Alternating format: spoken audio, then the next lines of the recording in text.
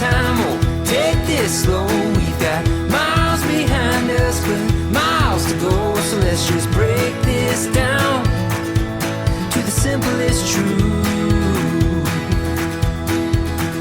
You and I as one will always be better than two. Welcome to Relaxed and Free, a clinically minded, biblically based counseling podcast. I'm your host, Cary, here with my co-host, Doug. And today we welcome to the show my good friend, Jeremy Brownlee. Hello, Jeremy. Hey, Cary. Thanks for having me. Yeah, absolutely, man. It's just such a pleasure to have you on because you're a good friend. But before I talk about our friendship, I want to give you, give out all your titles and stuff so that everybody knows. How long is the podcast? Yeah. It's a long, long time. Yeah. So outreach pastor. Yeah. At Abundant Life Church here in the Kansas City area. Yep. I'm sure 100% positive, actually, that there's lots of Abundant Lives out there. So I need to distinguish the fact this is Abundant Life. Yeah. Lee Summit. Lee Summit in the campuses in the Kansas City area. Yeah. Right now. Yes, right now. Yeah. So you rotate through them, or? So the ministry I lead serves all of the campuses. So it is a kind of a central service for like outreach. An easy way to describe it is it's outward facing. So we serve the underserved. We try to reach the unreached. So we take our people from all of the campuses at Abundant Life and aim them outwards into the community and around the globe. Great. Okay. Oh, wow. That was really good. Concise. It's almost like you've said that before. It's been a soundbite I've mentioned a time or two. Yeah. So you and I first met at Abundant Life Leadership Institute. Yes. Do you remember that? Yes, I do. It was kind of funny because you walked right up to me and said, I think I'm a narcissist. Yeah. And actually I did. Yeah. It was which is so Jeremy. Yeah. It was the very first iteration, and you were doing genogram and family history. Yeah. And it was like when I mapped out my family history in that space for the first time, like it was an incredible thing to see. And I remember just immediately, we had a bunch of different counselors. We had a bunch of different instructors and trainers in that first iteration. And I remember walking up to you immediately after, like, I like this guy. I'm going to go talk to him. So, yeah. You totally threw me off my game. I was like, what just happened? Which, now that I know you and we're good friends, that I think that makes you happy that you threw me off my game. Absolutely. But for I'm a little bit nervous talking to you and your audience because I am a pastor and not a mental health professional. But I have had a dear friend who does have a doctorate in counseling show me in your guys' clinical manual the diagnoses for narcissism. Yeah. And there's like 7 criteria, and I think I'm one or 9. 2. Okay, there's 9, but I'm like 1 or 2. So for anyone listening, yes, I am not a narcissist. Wait, I do need to clarify that. You only have 1 or 2? You're only 1 or 2 short? No, I only have 1 or 2. Okay. I think it kind of depends on the day. I think you need 7 of them. I think boldly confident, but not clinically narcissist. I like that. Yeah, that's good, man. Yeah. When you actually came up to me, I think one of the reasons that you did come up to me and say that was because when they were introducing me and giving all my titles and stuff, my dissertation was on narcissism in the church. In pastoral leadership. Yes. And so I did a whole bunch of research in narcissism in the church. And so I think, you partially were joking when you came up, and were partially joking, but also at the same time, somewhat fearful. Yeah. I mean, really, if you're paid to lead people at times into places that they don't want to go, that you do ultimately know are good for them. And I don't think you're at least occasionally looking in the mirror and going, okay, are my intentions pure? I'd much rather, I do love our friendship, but one of the reasons I do from a selfish standpoint is I know you'll call me out if I start to slide into that unhealthy range. Yeah. I can tell I can tell you, I can tell our audience that if any person is coming to you and asking the question, am I a narcissist? That's a pretty good indicator that they're not. So just to give you a heads up. Most narcissists unless you're like in a think courtroom about that. if you're like in a courtroom or something and they're asking a judge is probably asking, a different, it's a little different scenario. Yeah. There's so many avenues I could go with that. No, you're good. Yeah. Okay, yeah. So you guys meet at this leadership conference, and then this beautiful friendship begins. No, not really. So it was probably a couple of years after that. So before I was the outreach pastor, I actually was called into vocational ministry, initially in kids ministry. And I do believe the call was from God, but ultimately it was because I can entertain a room full of kids from the platform and tell Bible stories like a crazy person in a way that kids thoroughly enjoy and love. And so that was almost 10 years ago. You really should see him. And so I love storytelling. And so it was in a time where like I was being mentored by a couple of pastors, but never thought. I started in kids ministry, did that for several years before moving up into a role that we called family pastor, where I led both kids and student ministry.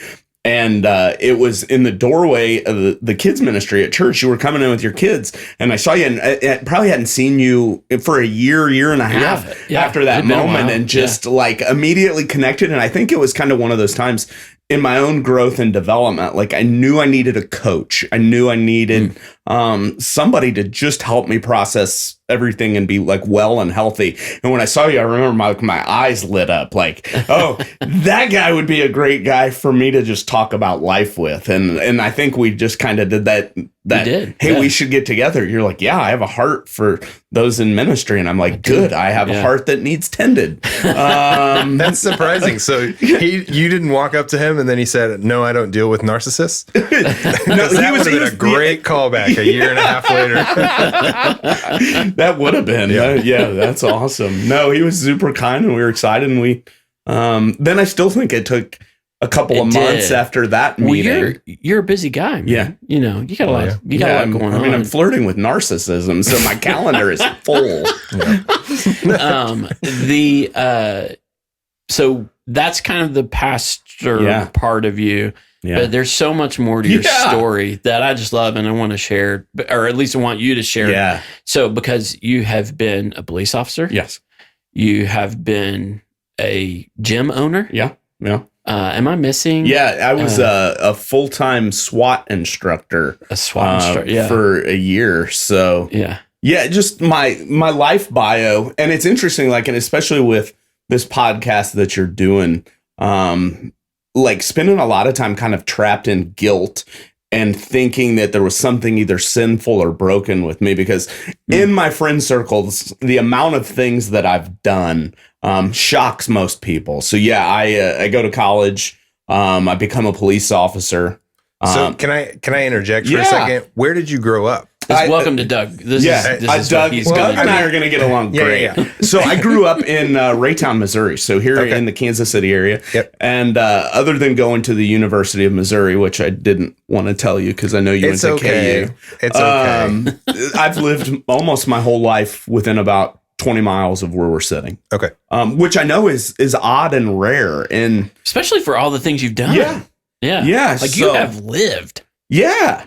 And so I always wanted to be a police officer. My uncle was kind of my childhood hero. He's a retired cop. Did everything in his power to talk me out of it. And so I decided I was going to go to work in advertising because I knew a guy that said, hey, you got a great personality for sales and for account managing. Oh, yeah. You would clean up. And that's clean up in there. So he takes me down. I'm like a high school junior, senior. He takes me down an ad agency in downtown Kansas City and introduces me to the guy. And I remember meeting this account exec that was just, the dude was awesome. And then they showed me the Porsche he got for a Christmas bonus. Yep. Jeez. And I'm like, I'm going into advertising. So is that what you got your degree in? No, I actually wound up, I went to the J school at Mizzou and then wind up leaving Mizzou, going to Columbia College and getting it in criminal justice administration. Because while in the J school, I went and spent a week at this ad agency, which has since rebranded and rechanged names a couple times. And the more I hung out, the more I went, I don't want to do this even a little bit. And I'm going to use the term lying loosely, but I'm like, these people just lie for a living. Yep. And it was kind of like, I don't care how much, I don't care if they give me a Porsche. Yeah. I don't want, it was like, once you spent a week and watched what they actually do over the course of the week, I'm like, I don't want to do that at all. I'm like, I don't want to be a cop. Thanks. And so my uncle, like I said, childhood hero, was just like, oh, don't do that. And he was retired from KCPD. And so he told me, he goes, don't go to KCPD, go anywhere that pays well and takes good care of their officers. And so I wind up as a Lee Summit police officer. Loved it a lot. Got on the SWAT team. Decided I wanted to do that full time because I loved the intensity. I loved the decision making under pressure. I loved all of the stress aspects of it immensely. And so Kansas City had a full time SWAT team. And so I decided I'm going to go do that full time. So I go tell my uncle I'm going to Kansas City. And he's like, you're an idiot. And I'm like, all right. And so I went and I absolutely loved it. My wife and I had kids and I loved being a Kansas City police officer, but I realized I could be a great cop and a horrible dad. And I didn't really know how to do both really well. And so about that time, I got offered a job with a company called Strategos International. And I spent literally the better part of a year traveling all over the country and training SWAT cops. And it was awesome. I loved it. Got to go to places like NYPD. I got to lecture at the University of Missouri, which was awesome, to their Very police cool. department. It was just a really, really cool experience. And then we had more kids, and it was kind of like being gone 3 weeks a month was not. Okay, now I'm being a bad husband and father again, but for a totally different reason. Right. Yeah. And so I wound up going back to police work, and we wound up having 4 kids in 40 months. And Wow. Life was I'm telling you. insane. I mean, he pushes the limit. Oh, Wherever he goes. yeah. So Might as well, yeah. Is that like Irish quadruplets? So the last 2 were twins. The last 2 were All right. twins. So you cheated a matching little pair. So it was exhausting.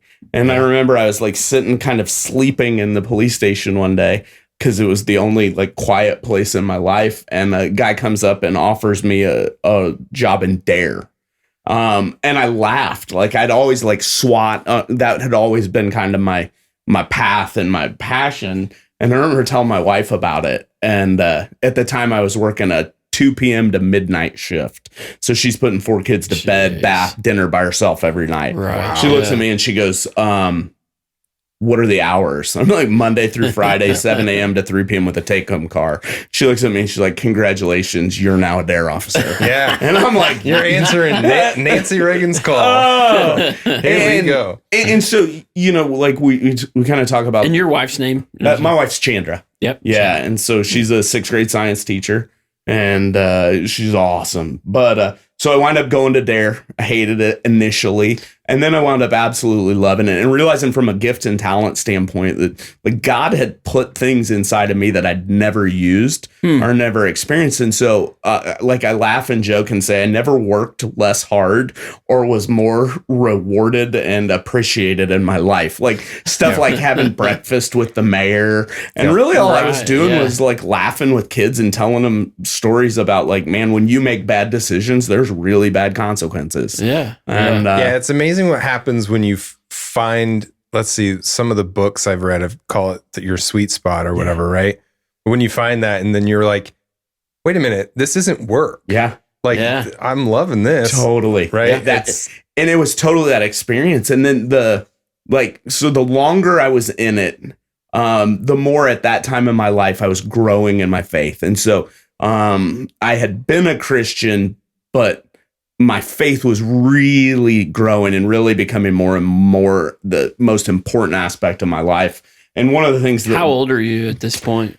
Man, so early, mid-30s, probably 34. Okay. All right. And so it was interesting because I'm walking through the hallway at our church, and the then kids ministry director jumps in front of me like any good kidmin person, like holds her arms out, looks me right in the face and goes, "Are you a DARE officer?" And I go, "Yes, ma'am, I am." And she goes, "Have you ever thought about teaching kids church?" And I go, "No, not even one time." And then like a great kidmin employee, she looks at me and goes, "Can you teach Sunday?"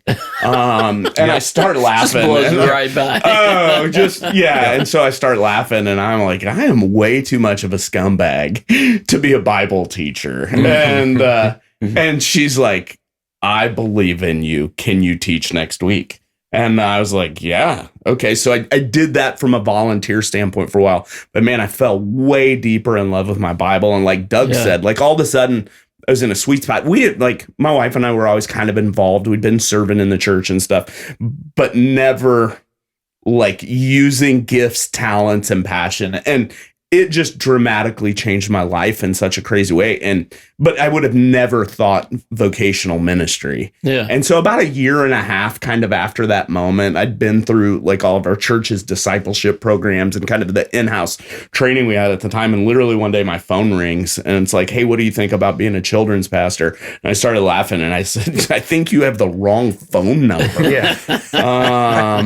And did you get my resume? like literally when they asked for my resume, like Doug, like it had like small unit tactics, like undercover surveillance. And I'm like, here's all my emergency preparedness. And it was not like, but, ultimately, like after they asked, my wife and I, and we'd open and own a gym and we'd own a business, and we've like changing careers was something was not uncommon for me. Yeah. But ultimately we decided like, okay, we're more scared to say no to God if this is God calling, right? Than we are to we're more scared of missing out on whatever this might be, right? Than what we're going to lose. Well, and it's one of those things too, especially if you're accustomed to career swapping, that you're like, well, what do I have to lose? Like if it's wrong, I'll know. Yeah.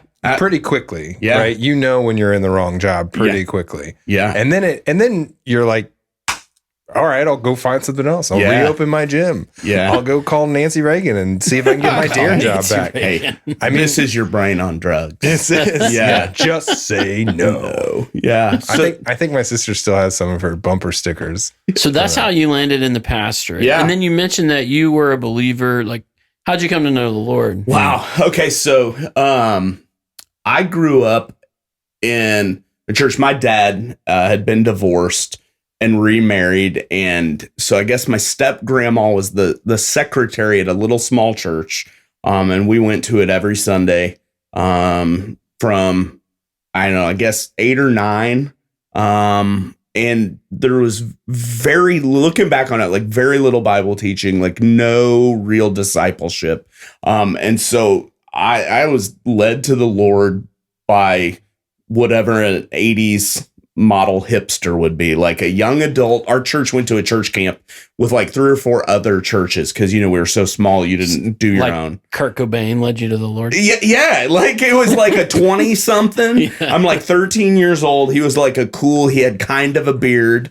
And I remember him sharing the gospel with me. And like for the first time in my life going, okay, this makes more sense than anything faith-wise I've heard the last 5 years. And so I very clear, like, remember going, yeah, I fully believe God loves me. I fully believe he sent his son to pay this price for my penance, to bring me back to him. I remember, like, I could probably draw the room and the guy, like, it was so clear. But it's crazy, like, through places of kind of like shame and guilt, I've worked through the fact that I fully believe, because who Jesus is, that I was a new creation born again on that day. But I leave and go back to my church where there's no discipleship. There's no like organized or systematic growth and development for people. And I remember this, you may pick up, I'm kind of an observant smart aleck. And so like, I remember asking questions like, okay, if Jesus is central to this faith thing, why don't we talk about him more?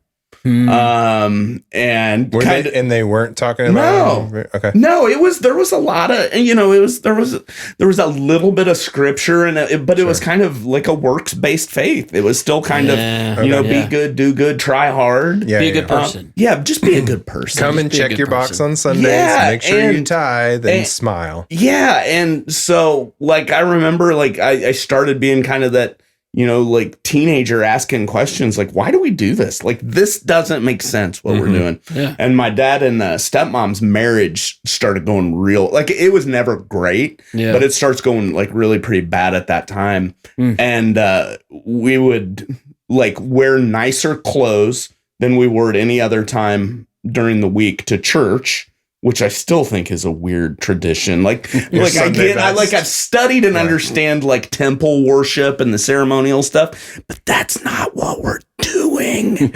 And so I always thought that was bizarre, but like as an observant, smart aleck punk kid, like we would, ride to church and my dad and stepmom would just like, they would just be so angry at each other and then step out of the car and immediately become different people. And I remember walking behind them and seeing, like the standard, like old school, like, hey, how are you today? And we're doing good, brother. We're doing good. And I'm like, no, you're not. We're just hashtag blessed. How about you? Man. How about you? And so like when my dad and stepmom's marriage finally ended in divorce, I didn't step foot in a church for 14 years. Wow.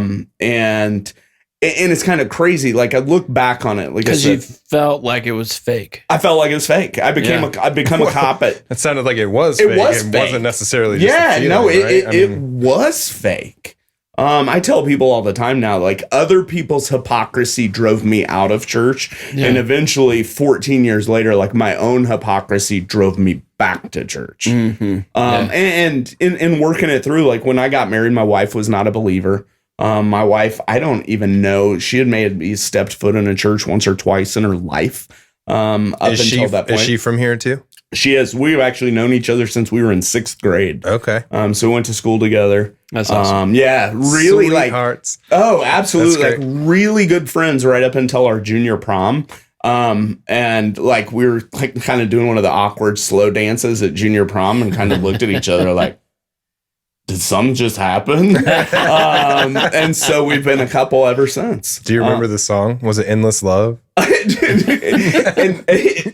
even if it wasn't, it now is in my mind. Right. You just overwrote whatever. Good. Well, let me just add one more layer to that. Think of it in Happy Gilmore where they're on the ice skating rink and then it zooms out and the Zamboni driver is singing it, lip syncing it and crying to himself. How do you guys cover such depth of topics and such amazing movie references at the same time? I don't know. It's all gifted and talented. It's all in the hips. All in the hips. It's all a gift. In the hips. Okay, so you kind of walked out of the church. You said it was 14 years. So what age did you walk out of the church at? 14. 14? Yeah.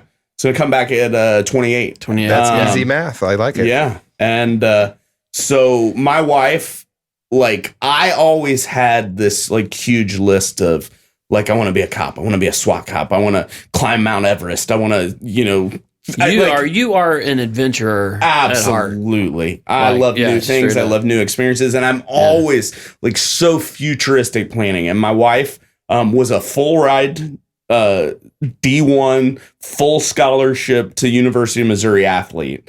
And shows up literally on the first day and they're like, what's your major? And she's like, I don't know. What do you mean? And she loved chemistry in high school. So she's like, chemistry.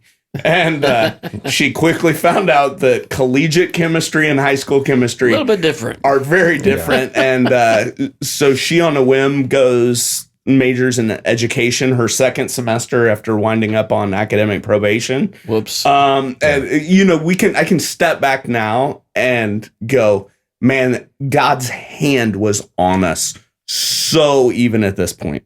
But you didn't know it. You Didn't know it. Realize Didn't that know it. God's hand was on your life. Even didn't know it. But man, I can look back and see his hand of protection and blessing so much in our life.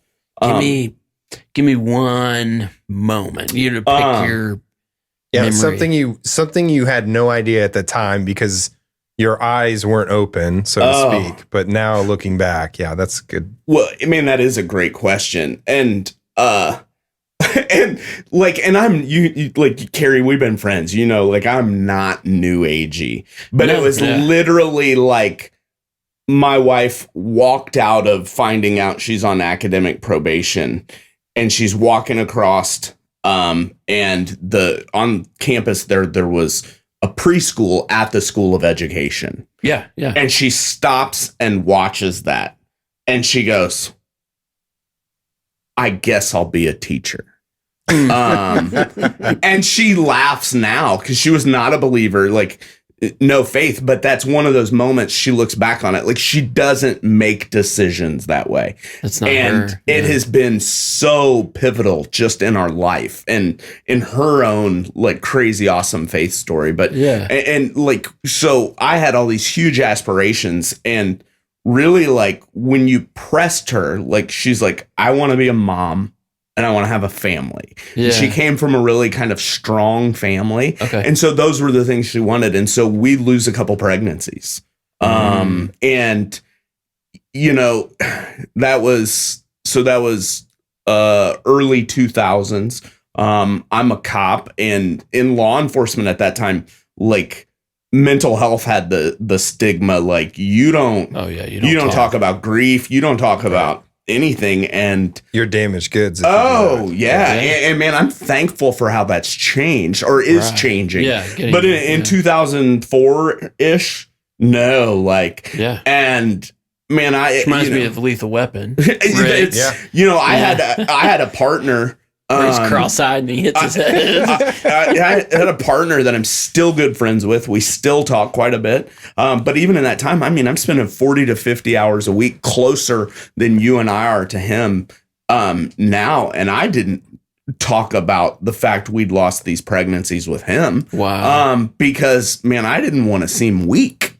I didn't want him to worry that I was weak or scared or soft. When it comes to being his partner. Absolutely. Yeah. And a lot of people don't know that or they don't understand it. Yeah. But when I was in seminary and we were pregnant with our first child, so this would have been 2007, I had a crisis because we have a baby on the way. And I'm like, I was working maintenance at the seminary. Like, I'm like, holy crap.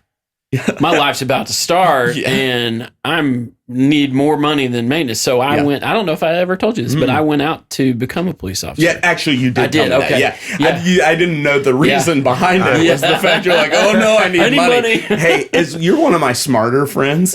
Needing money and becoming a police officer, that's not a good equation anyway. I looked at, so I had a bachelor's degree in psychology and, options were limited.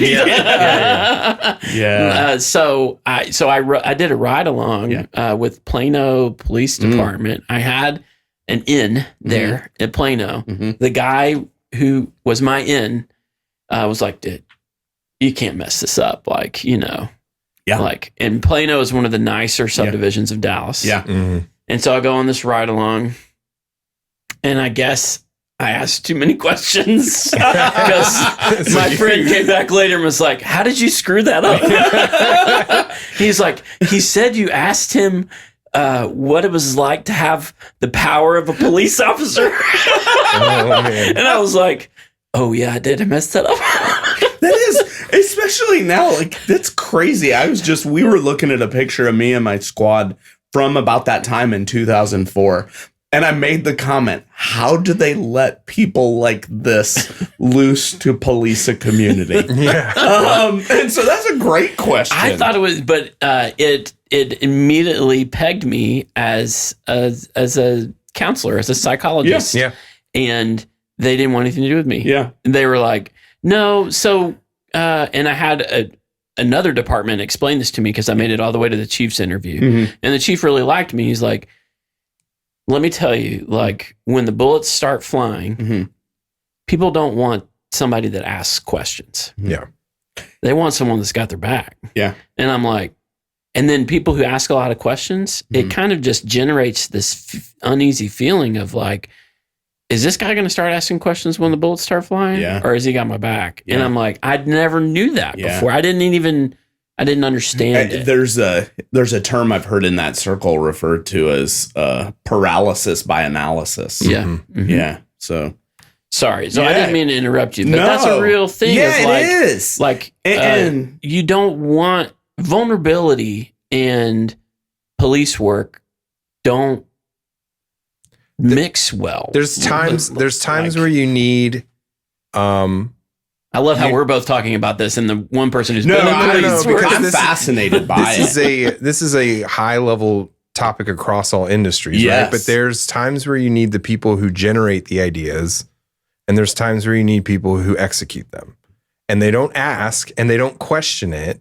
Like when I was doing some of my training at Mayo, while they were training me, I was telling them how they could improve efficiency because we were wasting glass like test tubes. I'm like, we're doubling these up. We don't need to do it.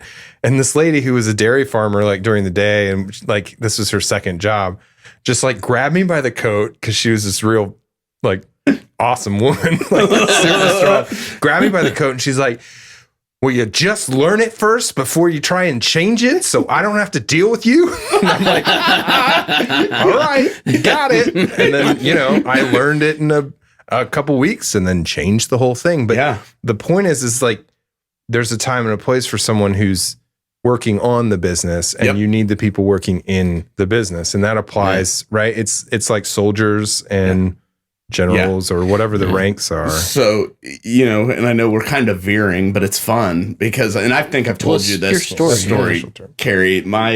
So I start at Lee Summit. I leave and go to Kansas City. After I'm done with the training thing, I go back to Lee Summit. So now this is the third time I've gone through a hiring process.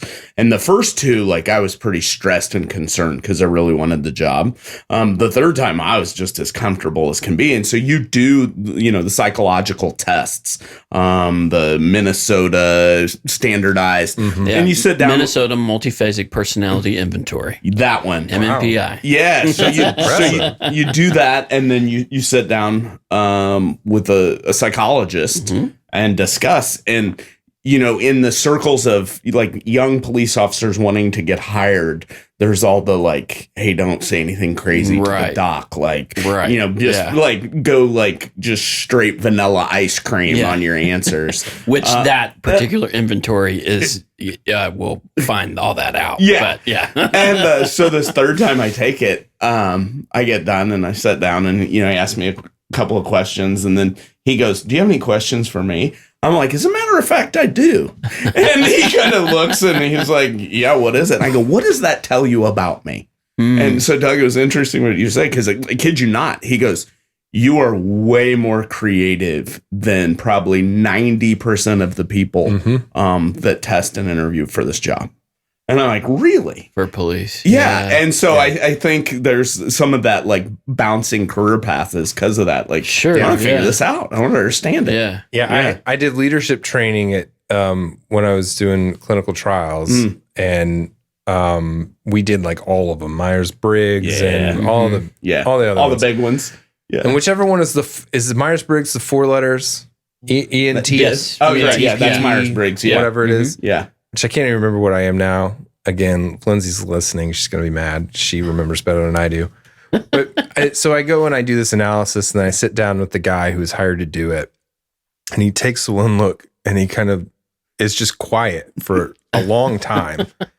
And I'm like, is everything okay? Like, what's going on? And he's like, can I just ask you, what are you doing here? And I'm like, I don't know. I didn't even want to do this leadership training. And he's like, no. Not there. And he's like, why are you working here? You should be running your own businesses.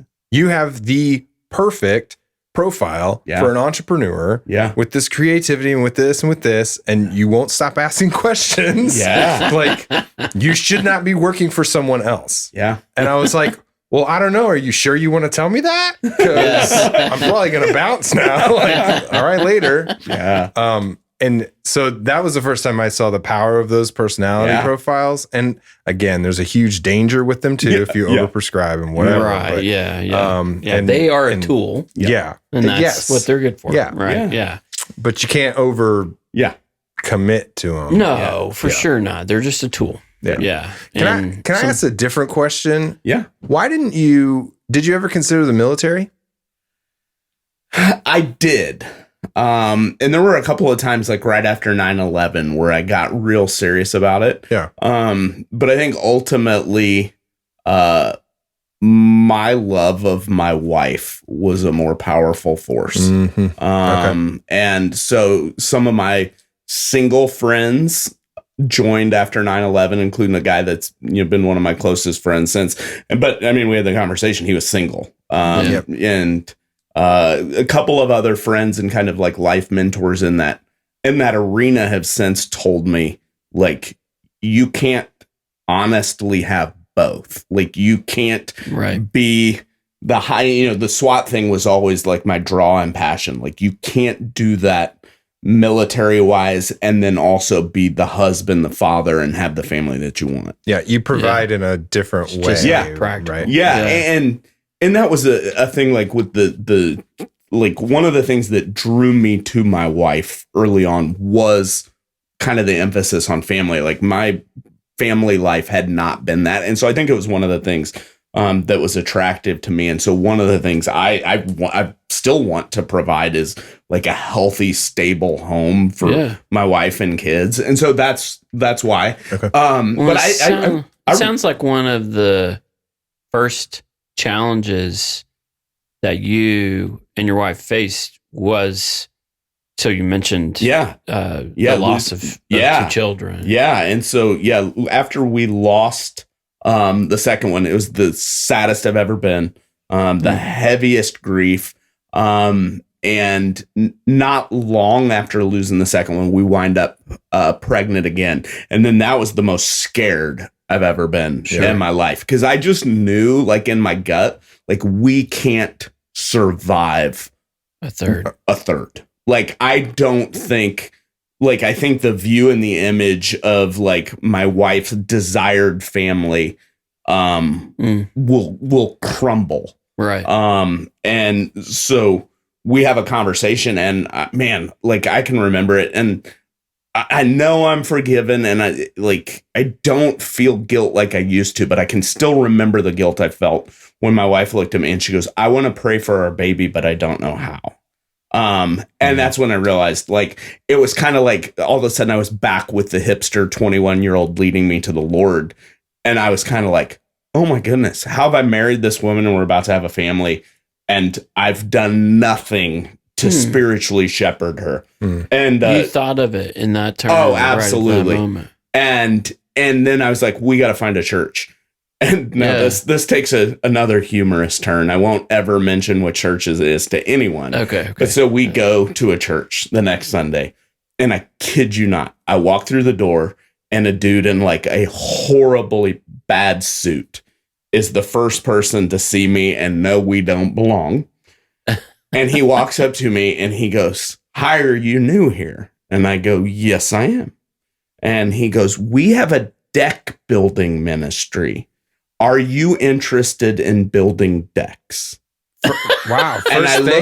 First thing, I looked him right in the face and I said, "No, I'm not." And he goes, "Well, what are you interested in?" And I go, "No longer this conversation." Oh, and we walk around. Yeah. And I was like, I won't step back. I won't. It was the weird fakeness, like, what in the world? And so remember, at this time, man, I'm 28. I've been a cop for 6 years. I'm a cop in the inner city of Kansas City. Like, I am cynical. My trust level is low of almost everybody in the world. Would you say you were angry?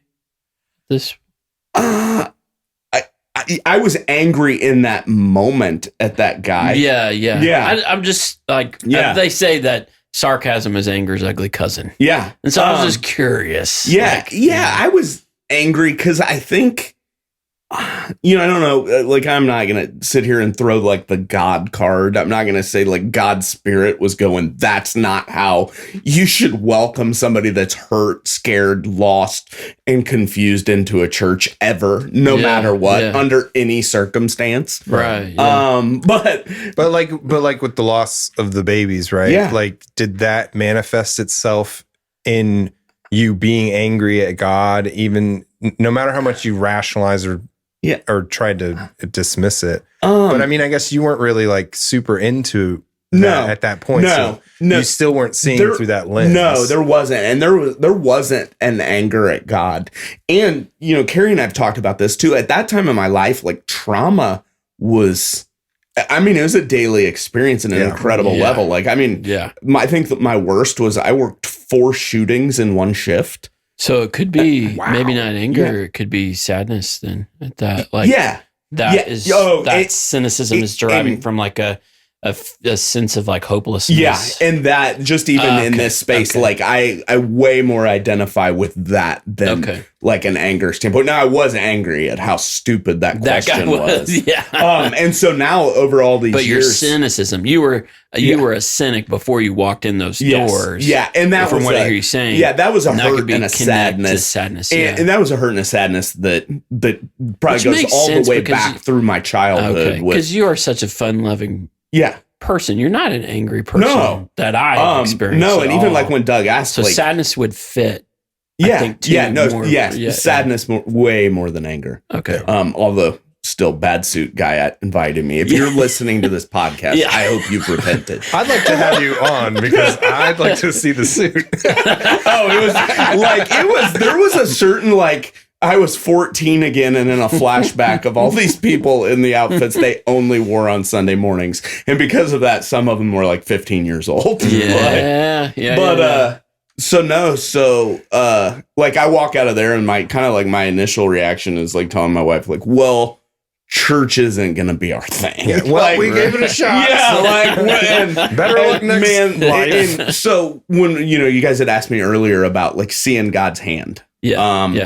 And, I'm pretty conservative in my theology. But man, I do love how amazingly powerful God is. Because not a week after this incident, 2 of my friends that don't know each other, actually, I just introduced them less than probably 3 months ago. Oh, really? One's a cousin by marriage. One's a dear close friend from police work. Same day. 2 different guys tell me, hey, have you heard about the church out in Lee Summit? The pastor used to be a Kansas City cop. And both of them are like, I think you should check it out. These guys don't know each other. Yeah. They don't. And so that's one of those things where like, okay. And so we go the next Sunday. And man, I'll never forget it. And I thank God for this. Like the first person I encounter is wearing like jeans and a t-shirt. And I'm sizing him up the whole time. I'm like, if this dude invites me to do anything weird, initially, like, I'm out. Yeah. And or he hands you one of those ribbon things. Yeah. And so like I walk in and he kind of looks at me and he's like, hey man, how you doing? I'm like, I'm good. How are you? And he goes, man, this week has been rough. Like, I'm just not having a very good week. And like, I saw like genuineness in this guy's face. And I kind of looked at my wife and I was like, awesome. Man, they're real people. Yeah. And so that was August of 2005. And we've been at the church ever since. Yeah. Ever since then. Yeah. Man, that's very cool. And then obviously but I guess the SWAT cop you're referring to is the senior pastor, Phil Hopper. Yeah, absolutely. Right. Yeah.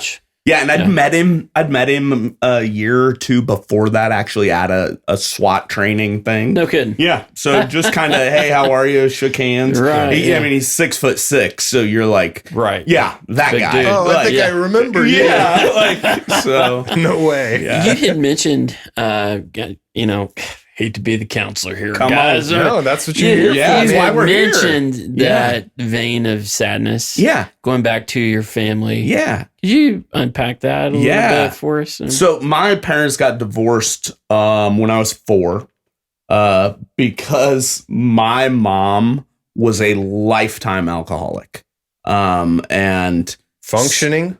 Like, was poorly. She? Okay. At different times, like, yeah, she would have jobs and everything. And so, like, literally drinking Listerine right up until she died of cancer in 2014. Man.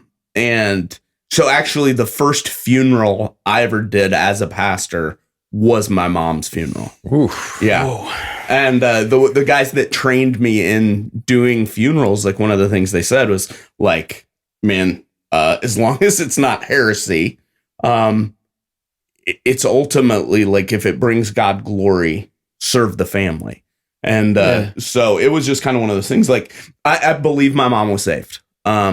We had faith-filled conversations, but I knew the people that would be at her funeral. Honestly, like I thought they would be expecting she was an amazing saint. And so I wanted to do a funeral on how she was saved by Jesus' grace, but that she had not been washed or sanctified by his blood in her life. And so she never found the healing that I know she needed. And, as you and I become friends and as I've grown more aware of mental health issues, like I can look at her and I'm obviously not a doctor, but speculate on a whole bunch of things. Like I wish I had the friends and the knowledge that I have now 20 years ago. 'Cause my guess is like, yeah, she could have found freedom. Right. But it's kind of almost like police work. It's one of those things where like people don't realize their own need and don't realize the resources and the help that are available. Right. Yeah. So was she the one planting kind of the faith seeds? No. No. My other uncle, her brother, is he's a born again believer, spent a season of his life wanting to be a pastor, had shared the gospel with her numerous times. My mom, I can think even maybe about 2 weeks before she died, like she carried so much guilt. For me, one of the things I'm thankful about with the DARE opportunity is I begin to learn and understand addiction. I'll never forget, like one of the most amazing experiences I had with my mom was when I went and apologized for being a bad son. And I kind of had realized especially that 13, 14-year-old boy's anger and this kind of feeling like my mom had chose booze over me was a thing that I carried for a lot of years that I didn't need to carry. But I do realize that it made me want to separate myself well beyond healthy boundaries. Like it made me want to have nothing to do with her from that like hurt standpoint. That same like feeling that you got with the hypocrisy of the church, that same like need for justice. Yep. Like, this is wrong. Yeah. And I'm going to do the opposite of that. Yeah. And so, man, when I kind of came to grips with that, like I said, that same period where, man, my faith was becoming like more the driver of my whole life, not just a piece of my life, but like, and it just kind of coming to grips with, man, I owned a lot of sin, a lot of my own hurt and behavior had caused stuff that I looked at and I'm like, man, I wouldn't want my kids thinking, feeling, or acting like that. And so I sat down with her and apologized. And I saw more emotion, transparency, and vulnerability in that conversation than I ever saw at any other period of time in her life with me. And in that space, I got a glimpse of the guilt and the shame that she carried. And yeah, man, I just wouldn't want anyone to have to carry that. So was she trying to mitigate that or like punish herself? Yeah. Yeah. She was trying to punish herself and then like medicate herself and just. It's just a vicious cycle. Yeah. Just trying to like isolate from anybody that really cared about her or like there was a ton of like fear that she was going to let us down, and wanting to hide from that. And so, so those are the things that have helped shape and carry. And then, like we talked about, the dealing with trauma on such an extreme basis as a police officer on top of that. Yeah. I can't. I could be wrong, but I think there's still some journey left there in terms of like dealing with those traumas. Yeah. And their own vein of things that those, bring about. Yeah. The look on your face changed as you said that. Like you're staring into my soul now. He's got a secret weapon for it. Yeah. We have a whole episode on it. A little EMDR action. Yeah. Yeah. You know it. You guys. Yeah. You guys. Yeah. Okay. Well, let's, I think, transition into a break, and we can transition into a break. We can talk about the larger question. Well, we'll just talk about the question. Cary, let's talk about the question in the next episode. How about that? But we can transition to, that next time. Yeah, let's do that. Let's do that next time. All right. Smooth. Yeah, like jazz. Yeah. All right. Well, thank you for joining us. Like Doug just so adequately eloquently. said. Oh, thank you, Jeremy. Eloquently said. Awfully said. Like Doug just so eloquently said. We will see you guys next week. We'd love for you to join us. Send any questions, prayer requests, or encouragement to askmeanything@relaxandfree.com.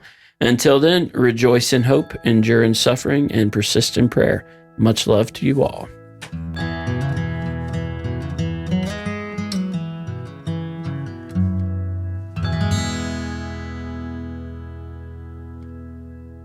At Lakewood Family Therapy, we aim to be your refuge in the storm.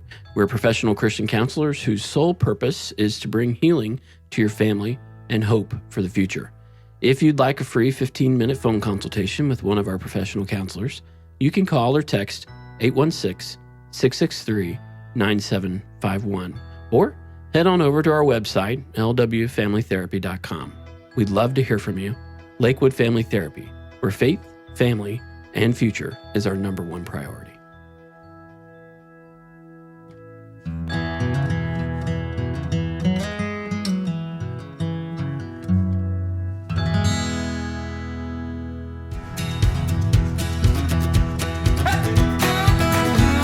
Thank you for listening. Join us next week for part 2 of this interview.